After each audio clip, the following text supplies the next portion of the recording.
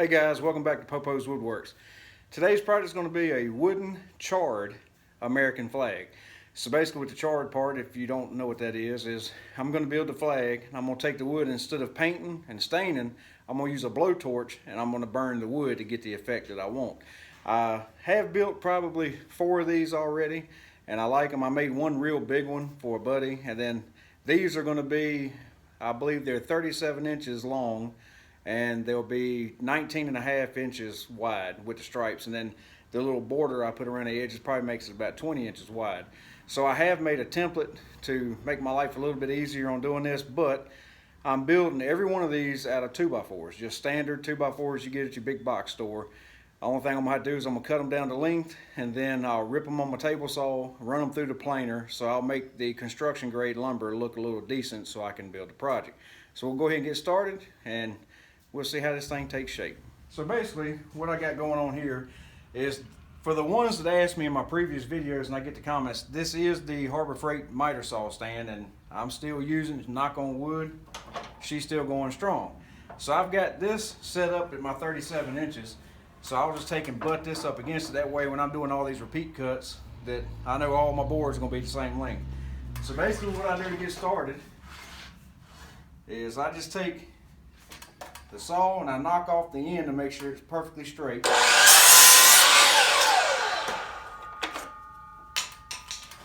Then I'll slide the 2x4 until it hits my stop block and I'll cut it down the length.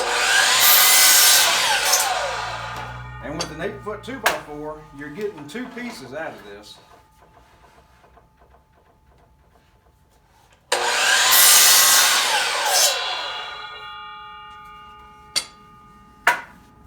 So with an 8-foot 2x4, you're getting 2 pieces out of this, and I think off my last one with the thickness that I went, when I rip it down, I want to say I'm getting 4 pieces out of the 2x4. And of course, you're going to need 13 to make the flag. So now I'm going to set these off to the side. I'm cutting a whole bunch because I'm going to try to build a lot of these at one time. So I'm going to set these off to the side and I'm going to finish cutting. I got 6 more 2x4s I got to cut down. Then I'll run them all through the planer before I rip them down to the strips. All right, here's all the lumber that I'm going to be using to make all these flags. But I just wanted to tell you, the reason, let me pull one of these out. The reason I'm going to plane these down is ultimately this is the side that's going to be seen on the flag, because the strips are going to be the width of the 2x4. But, which if this makes sense, when I plane this down, it's going to make sure that this is perfectly flat at the same thickness all the way down the 2x4. Because when you go to butt like these, when you go to butt all of them together, that's the side that's going to be butting against each other. And like I said, I don't want no humps in it. I want to make sure they're perfectly flat. That way when you do put the strips together in the sign, they go together seamlessly and doesn't have any gaps or anything like that. So I'm going to go ahead and get the planer set up, and it's going to take me quite a while probably to run all these through. But it's got to be done, so I'm going to go ahead and get these things planed. What I'm going to do now is I set the table saw up just to where I'm going to rip just this outer edge right here off to where it give me something flat when I go to rip my strips. So I'm just going to shave the end of it.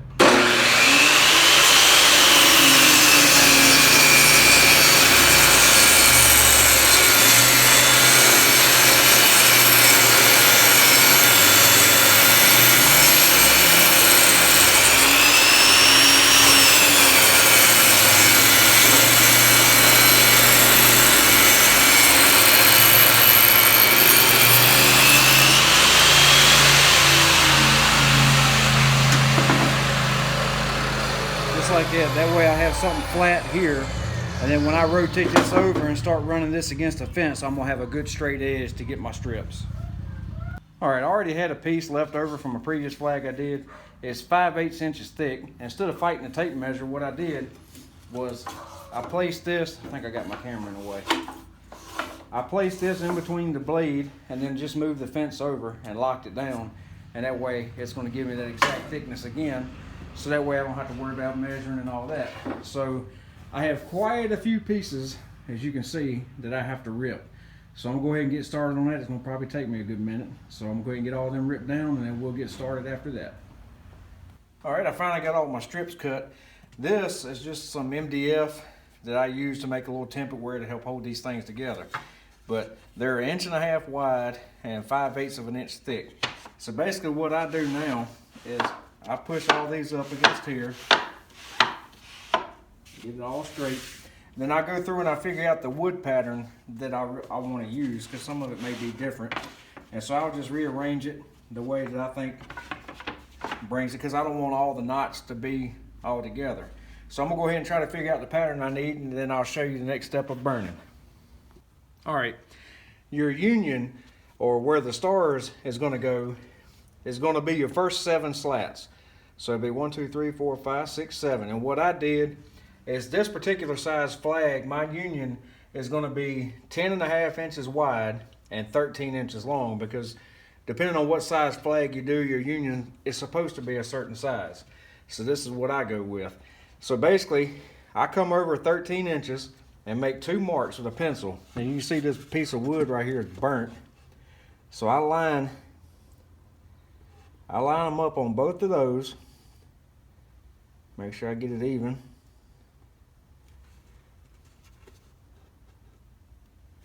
And then I'll take my torch, I'm gonna have to reach over here, and I push down, make sure that's flat, and I'll take my torch and just burn me a straight line.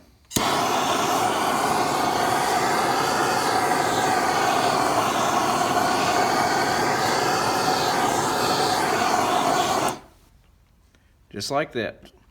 Then I'll get this board out of the way.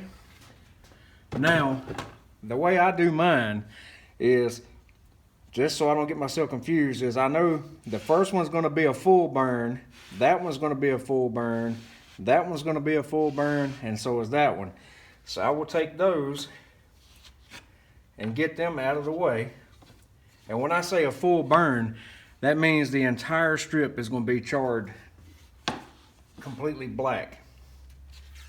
So that'll leave me these 3 that's only gonna be burnt just the union part. It's not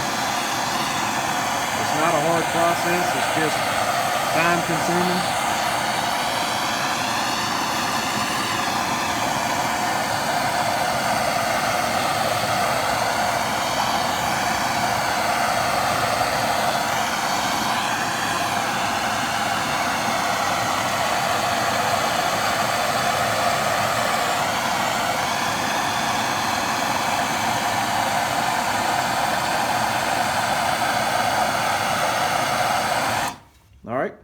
And that's done. So basically what I'll do, the reason I burn the edges, when you butt the wood, just in case one piece ends up coming up above the other one, it'll kind of blend itself in. But I'll burn these just about charcoal, as you can see there. Then I'll go back with 220 grit sandpaper and I sand all the burnt part off, which leaves like a dark brown. But I'm gonna go ahead, I'm not gonna bore you to death watching me torch the whole thing. So I'm gonna go ahead and finish doing all these pieces, and I'll show you what it looks like when I get it done. So this is after you burn it. And like I said, I did these like pretty much charcoal, because I'm gonna go back, and what I use a Silhouette Cameo, do a reverse stencil, lay the diagram on here, then paint the stars or the decal or whatever I put on it, so I want that dark. And once I get the flag together, I'm gonna go back and burn these, not quite as bad. It's gonna be like a light burn on them. So I'm gonna go ahead and get this thing flipped over and show you how I put it together. Okay, so once I get to this point, I don't flip them over like this. When you go to flip it, you have to pick them up and switch sides of the union. Because if you don't, when you put it together, it's gonna be backwards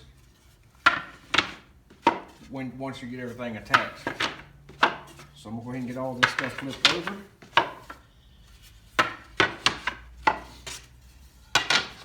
All right, now where this little jig comes in handy, I just butt everything up against the edge, because I know that these are straight edges.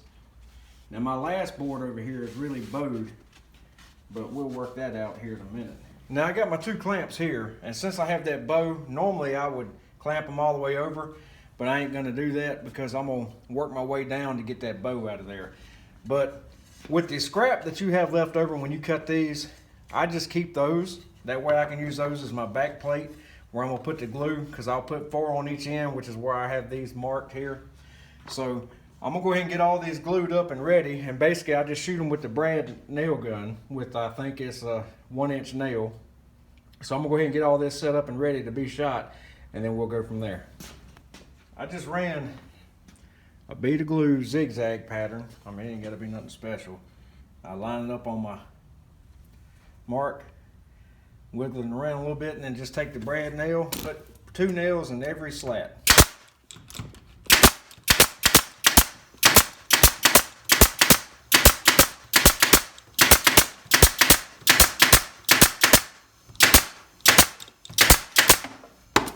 All right, and then I'll just repeat that throughout the other 4. So once I get those on, I take a hammer and just hit the back of it.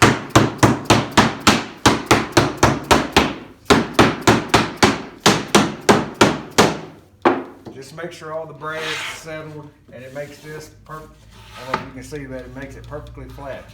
So now I'll set this on the front side. I don't know if you can see that or not. Let me do my camera angle a little bit better. All right, once I get all that together, I take the torch and I just lightly burn these.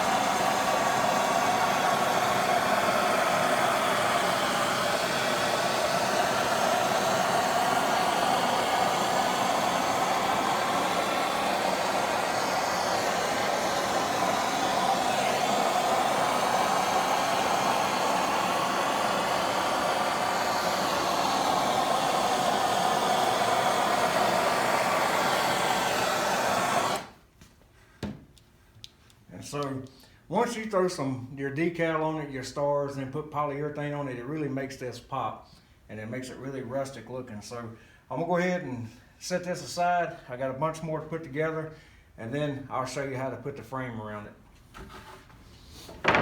So after you get the backs on, glued and shot with brads, what I use is the same strips that you use for the flag. Like I said, this is extra, this is what's left over. I use this to make a border. So basically, the easiest way I figure to do it is I take a pencil, I line it all up, and I draw a line all the way down the edges, and to just a light line because you're not going to see it. That way, when I lay my pieces flat like this, I'll know exactly where to run my bead of glue so I don't overdo it or make it run off. So now what I'll do is I'll run my glue. I'll probably do the 2 long ends first because they're going to sit perfectly flat with the flag. Then I'll do the short ends last and just tack them along the way with brads.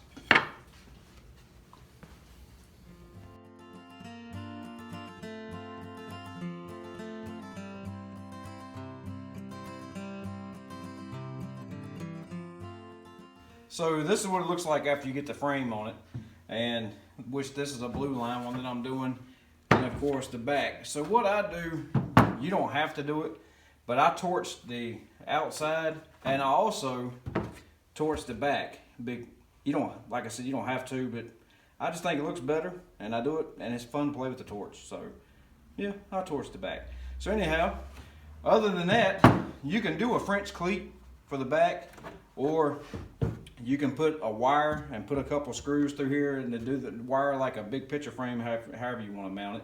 Or you can put 2 nails in the wall and let it hang on the lip of the frame.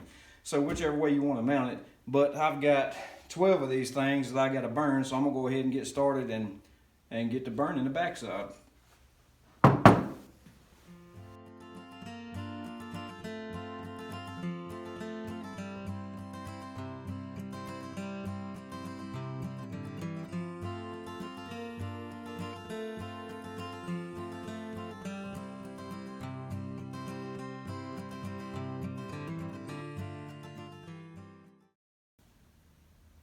Here's what the frames look like after you torch the sides of them. But like I said, it's 12 and half of them are blue line, half of them are just regular. So what I'll do, I learned from my mistakes first, is if you go to paint some stars on it, and if you're going to use a decal or reverse it and make it a stencil, throw a coat of polyurethane on top first, a heavy coat, and then sand it down after it dries, and then lay the decal on top of that. I tried it the first go around and it didn't do nothing but make a big mess. I had to sand everything down and start all over. So now I learned that I need to poly them first. So it's snowing out here right now, so I can't do no poly. It's real cold in here, so I'm gonna have to wait till better weather, and I'll throw a coat of poly on every one of them, let it dry, and then I'll go ahead and add the stars or whatever the badges, whatever decals people want on them.